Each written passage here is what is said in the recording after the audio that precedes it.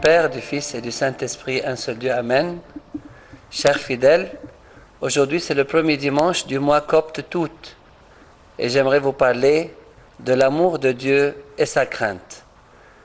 L'une des principales bases du christianisme est d'aimer le Seigneur.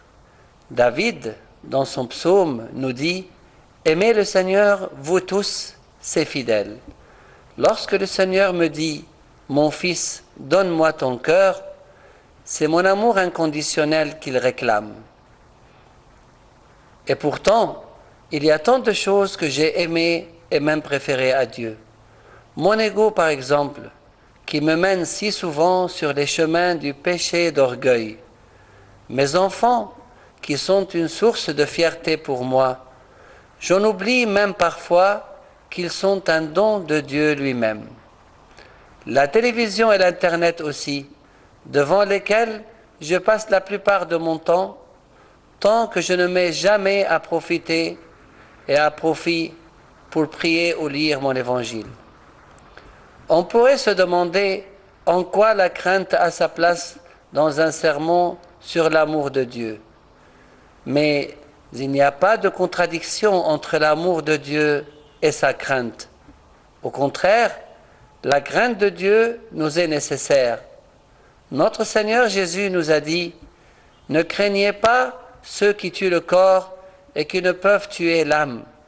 Craignez plutôt celui qui peut faire périr l'âme et le corps dans la géhenne.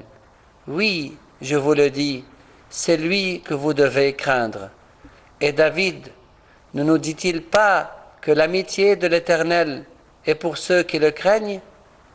Parallèlement à cette crainte, il nous faut également l'amour de Dieu. En effet, la crainte n'est pas dans l'amour. On peut même dire que l'amour parfait bannit la crainte. Mais qui parmi nous oserait dire qu'il a cet amour parfait? Saint Antoine l'a dit un jour à ses disciples, « Mes enfants, moi je ne crains pas Dieu. » « Mais comment vous ne craignez pas Dieu ?» lui dirent-ils. Saint Antoine leur répondit, « La crainte n'est pas dans l'amour, mais l'amour parfait bannit la crainte, car la crainte suppose un châtiment, et celui qui craint n'est pas parfait dans l'amour, comme l'a dit Saint Jean dans sa première épître, chapitre 4. Quant à toi, commence par la crainte de Dieu, elle te mènera à l'aimer. Et comme l'a dit David le prophète, « Mais moi, par ta grande miséricorde, je vais à ta maison, je me prosterne dans ton saint temple avec crainte. »